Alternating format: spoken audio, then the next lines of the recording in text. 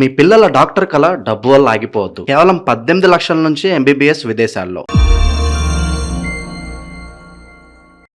ప్రస్తుతం మనతో పాటు ప్రముఖ ఆధ్యాత్మికవేత్త, జ్యోతిష పండితులు ప్రొఫెసర్ డాక్టర్ ముల్లపూడి సత్యనారాయణమూర్తి గారు ఉన్నారు. గురువు గారితో మాట్లాడదాం.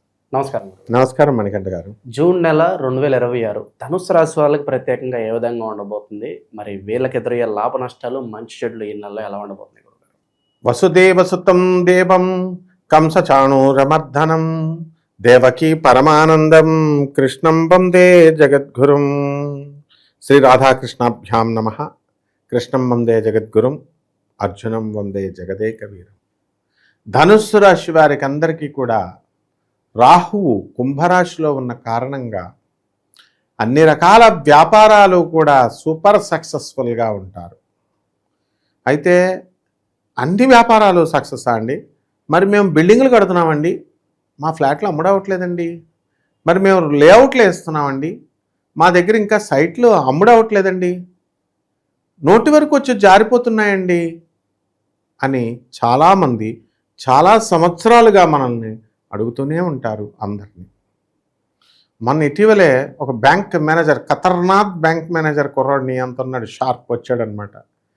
గురుగారు, ఈ తొక్కల bank manager state bank of ఇండియాలో జాబ్ మళ్ళీ మానేస్తానండి, నేను మానేసి సిఎఫ్ఏ కోర్స్ నేర్చుకుంటాను, అమెరికా వెళ్ళిపోతాను, రియల్ ఎస్టేట్ పెట్టుకుంటాను. అసలు ఈ రియల్ ఎస్టేట్ వాళ్ళకి పిచ్చ డబ్బు గురుగారు, వెంచర్లు వేస్తారండి, ఆ రేట్లు పెరుగుతాయి కదండి, ఆ నష్టాలు కూడా కస్టమర్ మీద అయ్యొచ్చండి చక్క.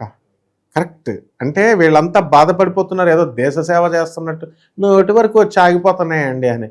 మరి బాగా రేట్లు ఎవడ పెంచమన్నాడు వీళ్ళని?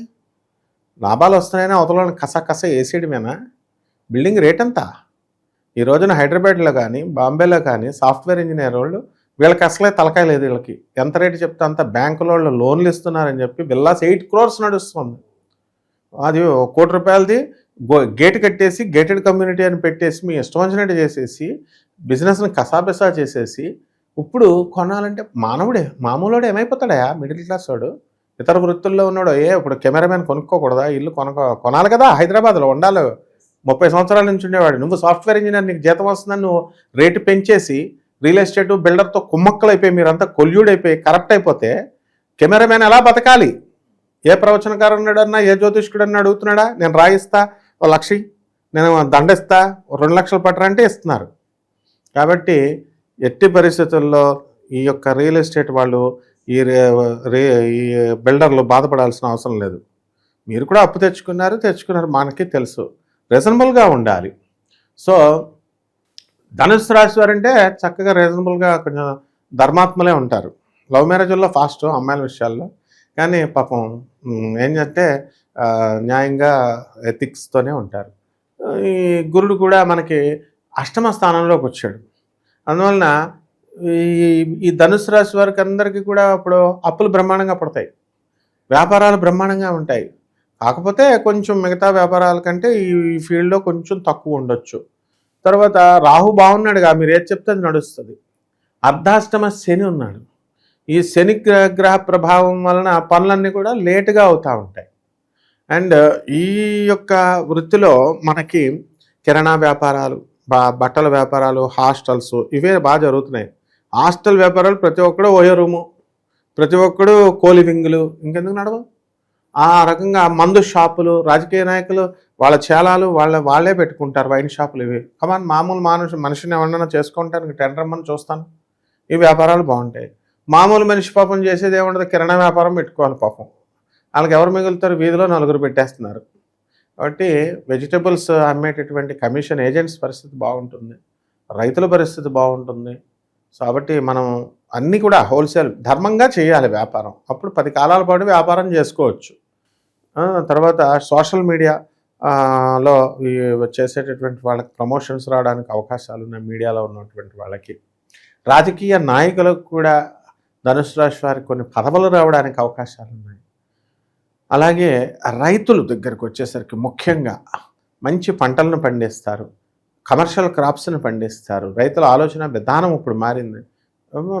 పిల్లల్ని ఇవ్వట్లేదు, అందువలన వీళ్ళు కూడా మారి కొత్త క్రాప్స్, మోడర్న్ టెక్నాలజీని ఉపయోగించడము, ఇవన్నీ కూడా వచ్చినాయి. వివాహ వ్యవస్థ పరిస్థితి గురుగారు, వివాహ వ్యవలో ధనుసు రాశి వారికి అష్టమ గురుడు కాబట్టి కొంచెం కుదుర్చుకొని పెట్టుకుంటారు, డైరెక్ట్గా వెంటనే అయిపోవన్నమాట. అలాగే ఈ యొక్క శుక్రగ్రహం కూడా అష్టమ స్థితిగతుడై ఉన్నాడు కాబట్టి అమ్మాయిని అబ్బాయిని పెళ్లి చూపుల్లో జూన్ నెలలో కనుక కూర్చోపెట్టినట్లయితే కొంచెం అంతగా పెద్ద అట్రాక్షన్ ఉండదన్నమాట. ఇప్పుడు ఇదివరకు కనీసం అబ్బాయి బాగున్నాడు అమ్మాయి బాగుంది అనేవారు. అత్తగారులు అంటారు అబ్బాయి బాగున్నాడు, మా తెల్లగా ఉన్నాడు, బాగున్నాడు, లావుగా ఉన్నాడు, మణికంఠలా ఉన్నాడు అని, బాగానే ఉంది. కానీ ఇప్పుడు పరిస్థితులు మారిపోయినాయి. డబ్బులు, సాఫ్ట్వేర్ జాబ్ చేస్తున్నారా, ఏకం కంపెనీ ఉద్యోగంతో కాపురం చేస్తున్నట్టున్నారు. తీరా పవన్లే సాఫ్ట్వేర్ జాబ్ చేశారని పెళ్ళిళ్ళు చేస్తారు.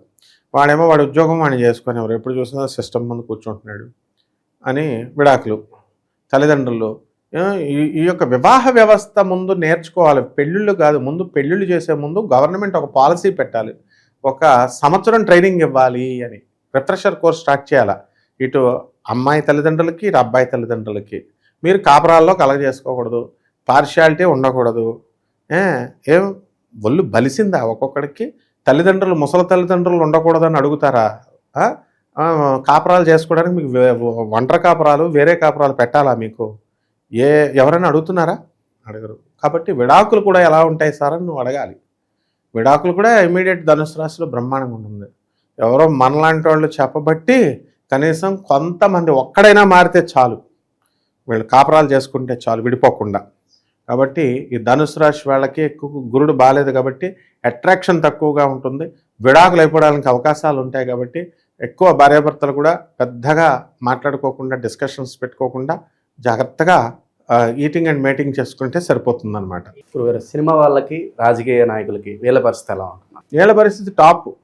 ఎందుకంటే మనకు ఉద్యోగాలు లేకపోయినా మనకు చదువులు లేకపోయినా సినిమాలు చూస్తాం, మనం వాళ్ళని మేపుతాం. కాబట్టి సినిమా హీరోలు సూపర్ అయిపోతారనమాట. వాళ్ళు వచ్చి ₹1 సాయం చేసేది ఉండదు. నేను ఇన్ని వీడియోల్లో ఎంతమంది సినిమా హీరోలని వీళ్ళని చక్కగా మనం చెప్పాం. అసలు ప్రతివాడు వీళ్ళు విడిపోతారు వీళ్ళు చచ్చిపోతారు అని చెప్తారు. ఉన్నది ఉన్నట్టుగా చెప్తే ఎవడైనా రెస్పాండ్ అయ్యాడా? ఏం ఉండదు. స్టూడెంట్స్ తెలుసుకోవాలి ఎప్పుడు కూడా సినిమాలు మనం చూడకూడదు. సినిమా హీరోల పరిస్థితి బాగుంది, హీరోయిన్లు డబ్బులు సంపాదించుకుంటారు, విద్యార్థులు నాశనం అయిపోతారు. కాబట్టి సినిమాలు బాయ్కాట్ చేయాలి విద్యార్థులు, వీళ్ళకి ఉద్యోగాలు వచ్చేంతవరకు, నిరుద్యోగులు కూడా. ఇకపోతే రాజకీయ నాయకులు వీళ్ళు బ్రహ్మాండంగా ఉంటాయి. వీళ్ళకి పదవులు రావడానికి ఇప్పుడు దగ్గరకు వస్తారు, పార్టీలో వస్తాయి, డైరెక్ట్ మంత్రి పదవులు రావు, గురుబలం తక్కువగా ఉంది కాబట్టి. అలాగే రాజకీయ నాయకులు పాలిటిక్స్ని స్టూడెంట్స్ని పాడు చేస్తారు, పాలిటిక్స్లోకి తీసుకొచ్చి. వీళ్ళకి స్టూడెంట్స్ తెలుసుకోవాలి, మనం రాజకీయ నాయకుల సమిధిలో మనం వాళ్ళ చేతుల్లో సమిధులు కాకూడదు. మనం ప్రొఫెసర్ కోదండరామ్ ఏం చేశాడు? మొత్తం రాజకీయ ఉద్యమం చేసి కాలేజీలు మూయించేసి స్టూడెంట్స్లను లేకుండా చేసేసారు. ఆ ఉసురు తగిలింది కదా అతనికి. మరి ఎన్ని కాలేజీలు ఎన్ని డేస్ పోయినాయి? కరోనా లాంటి టైంలో పోయినాయి అంటే ఒక అర్థం ఉంది. ఇట్లా మనం జాగ్రత్తగా, విద్యార్థులు చాలా అన్ఎంప్లాయ్మెంట్, వాళ్ళు చాలా జాగ్రత్తగా చదువుకోవాలి. ఈ పొలిటీషియన్స్ చేతుల్లో మనం ప్రేయలు కాకూడదు. మనం నిరుద్యోగుల పరిస్థితి ఏంటి గురుగారు? నిరుద్యోగుల పరిస్థితి ఎప్పుడు ఏముంటుందమ్మా? నిరుద్యోగులు నేల మీద కూర్చోవడం, పాపం అడుక్కోవడమే కదా. ప్రభుత్వాలు ఉపయోగించుకుంటాయి నిరుద్యోగులని, స్టూడెంట్స్ని ఎక్కడిస్తాయి చెప్పు? కాబట్టి ఈ జూలై నెలలో ఉద్యోగాలు లేవు నిరుద్యోగులకి. అండ్ వీళ్ళు కూడా అలాగే తయారయ్యారు. ఏంటి, చదవమన్నప్పుడు తల్లిదండ్రులు చదవమన్నప్పుడు చదవరు, ప్రైవేట్లో ఏదో ఒకటి చేసుకోవాలి. ఏదో ఒకటి చేసుకుంటే నిరుద్యోగం ఎందుకు ఉంటుంది? ప్రతి ఒక్కరికి కూడా ఆఫీసర్ పోస్ట్ రావాలా, సాఫ్ట్వేర్ పోస్ట్ రావాలంటే ఎలా వస్తాయి? ఉన్న దాంట్లో అడ్జస్ట్ చేయాలి. So there is no unemployment in India. అసలు భారతదేశంలో యాంపుల్ ఛాన్సెస్ ఉన్నాయి. ఎక్కడుందా ఆ నిరుద్యోగం? ఎప్పుడైనా హోటల్లో జాబ్ ఇవ్వట్లేదా? దాని జాబ్ అనరా? లేకపోతే ఎవరు ప్రైవేట్ జాబులు చేసుకోవట్లేదా? అంటే నీకు కావాల్సిన పోస్టులు కావాలా, నీ చదువు తగ్గ పోస్టులు వాళ్ళ మంత్రులు వాళ్ళ చుట్టాలకి ఇచ్చేసుకుంటున్నారు. సిగ్గులేదు మీకు అందరికీ? ఓట్లు వేస్తున్నారు పొలిటీషియన్స్కి, మరి వాళ్ళని అడగాల. కాబట్టి నిరుద్యోగులు ఈ నెలలో జాబులు రావునైనా, గురుడు అష్టమంలో ఉన్నాడు. ఇన్వెస్ట్మెంట్స్ పరంగా వీళ్ళకి ఏమైనా జాగ్రత్తలు చెప్తారు గురుగారు? ప్రస్తుతానికి ఉన్నారుగా ఇన్వెస్ట్మెంట్స్కి. బంగారం కొనేంటి 5 లక్షలు వచ్చేస్తాయని చెప్పే జ్యోతిష్కులు, దాన్ని చూసి రెచ్చిపోయాడు అందరూ కూడా 5 లక్షలు వచ్చేస్తాయని. ఇన్వెస్ట్మెంట్స్ అంటే ఎట్లా ఉండాలంటే మార్వాడీ పాలసీ నేర్చుకోవాలి. ₹1 అమ్మితే 10 పైసలు వస్తే చాలు అన్నట్టు ఉండాలి. అంతేగాని రూపాయికి 10 రూపాయలు తీసేయాలని మన తెలుగు వాళ్ళ పాలసీ పెట్టుకుంటే ఇప్పుడు హైదరాబాద్లో ఉన్న రియల్ ఎస్టేట్ లాగా, బిల్డింగ్లాగా అయిపోద్ది అనమాట. కాబట్టి షేర్స్ ఆడుకోనియండి, ల్యాండ్స్ మీద పెట్టుకోనియండి, అండ్ మ్యూచువల్ ఫండ్స్ మీద పెట్టుకోనియండి. ఇప్పుడు బ్యాంకులే ఇప్పుడు LICలో ఇన్సూరెన్స్లు కడుతున్నాయి. మనం వేసే ప్రతి ఫిక్స్డ్ డిపాజిట్ని కూడా వాళ్ళు ఇన్సూరెన్స్కి తిప్పుతున్నారు బ్యాంక్ వాళ్ళు. సో ఇన్సూరెన్స్లు కూడా కట్టుకోవచ్చు. ఈ రకంగా ఇన్వెస్ట్మెంట్లు మంచి బ్రహ్మాండంగా చేసుకోవచ్చు. ఇంకా పరిహారాల విషయానికి వస్తే ఎలాంటి పరిహారాలు చేసుకోవాలి గురుగారు? ఇదంతా కూడా మనం గోచార రీత్యా మనం చెప్తున్నాము జాతకాలు కాబట్టి ఇవన్నీ కూడా కొన్ని ఒక్కొక్కరికి ఒక్కొక్కటి అప్లై అవుద్ది. ఈ జ్యోతిషంలో 2 టైప్ ఆఫ్ పీపుల్ ఉంటారు. One is the mass and the other is the class. చదువు ఎడ్యుకేటెడ్ పీపుల్. మన వీడియోస్ ఎడ్యుకేటెడ్ పీపుల్లే కొంచెం ఆలోచన చూస్తారు. వీళ్ళకి అన్ఎడ్యుకేటెడ్ పాపం వాళ్ళకి తెలియదు. వాళ్ళకి ఏంటంటే అంతే ఈయనంతా సోచ్ చెప్తున్నాడు, రాయిస్తే వేసేసుకుంటా కోటీశ్వరుడు రాత్రికి రాత్రి అయిపోతా, దండేస్తే వేసేసుకుంటా కోటీశ్వరుడు అయిపోతా. ఇలాంటి మ్యాజిక్స్ వర్కౌట్ అవ్వమమ్మా. కాబట్టి పరిహారాలు కూడా ప్రాక్టికల్గా చేసుకోవాలి. చదువుకున్న వాళ్ళైనా సరే, చదువుకున్న వాళ్ళేమో అహం వదిలేయాలి. ఒకన్నీ తెలుసు. ఏం తెలుసు నీకు? మేము చిన్నప్పుడు గురువులు కాళ్ళు పిసుక్కుంటూ వచ్చాం. ఈ రాశి గురుగారు అనురాధ నక్షత్రం 2వ పదం, మేమెందుకున్నాం ఇక్కడ చెప్పడానికి? అంటే ఇట్లా ఉండకూడదు అనమాట. యాటిట్యూడ్స్ అనేటటువంటివి ఉండకూడదు. కాబట్టి పరిహారాల్లో గోచారంలో మనం కోట్ల మంది కామన్ ప్లాట్ఫామ్ మీద చెప్తున్నాం కాబట్టి రియల్గా ఇంట్రెస్ట్ ఉన్నటువంటి వాళ్ళు ఎవరైనా సరే మనకి వాళ్ళ జీవితంలో కావాలనుకునేటటువంటి ఇన్సిడెంట్స్ అవన్నీ కూడా మనల్ని అడిగితే మనం తప్పకుండా వాళ్ళకి మనం చెప్పగలుగుతాం. ఎప్పుడు కష్టం వస్తుంది, ఎప్పుడు యాక్సిడెంట్ అవుతుంది, ఎప్పుడు జాబ్ వస్తుంది, అన్నీ కూడా. అలాగే పరిహారాలు కూడా డబ్బులు ఖర్చు అవ్వాలైన పరిహారాలు మనం ఒక్కళ్ళమే చెప్తాము ఇండియన్ ఇండస్ట్రీలో. నువ్వు చక్కగా నువ్వు చేసే ఇంటర్వ్యూస్లో నువ్వు చూస్తున్నావు కాబట్టి దాంట్లో మనకి వీళ్ళు ఏం చేయాలంటే అఫారెస్టేషన్ అనేటటువంటిది చెయ్యాలి. ఏమిటి అఫారెస్టేషన్ అంటే రావి చెట్టును పెంచాలి.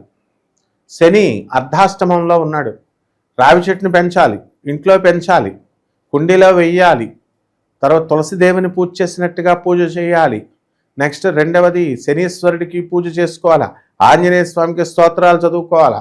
అలాగే చక్కగా నేపాల్లో ఒక గుడి ఉంది. మరి నేను చెప్పగలను, నేపాల్ వెళ్ళి ఆ గుడికి వెళ్ళండి, నేను వెళ్ళగలుగుతారా? అష్టాదశ శక్తిపీఠాలు ఒక్కో చోట ఒక్కోటికి వెళ్ళండి అంటే వెళ్తారా? అంటే గుళ్ళకి కాదు వెళ్ళేది, ఇంట్లో చేసుకోవాలి.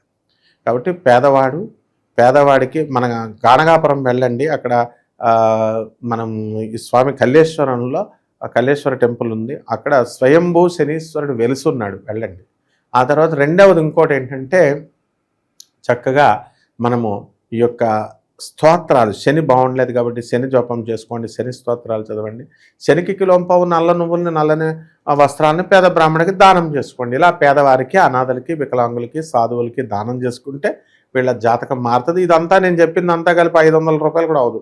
వీళ్ళ 1,00,000 రూపాయలు. వీళ్ళంతా కాస్ట్లీ అనమాట. చూసే ప్రేక్షకులు 2 లక్షలు 5 లక్షలు ఇచ్చేస్తారు. కాబట్టి అలాగే ఏం అవసరం లేదు. గురువు యొక్క అనుగ్రహం కావాలి. దత్తాత్రేయుడి యొక్క అనుగ్రహం కోసం ప్రయత్నించండి. మంచి విశ్లేషణ అందించారు. ధన్యవాదాలు. ధన్యవాదాలమ్మా.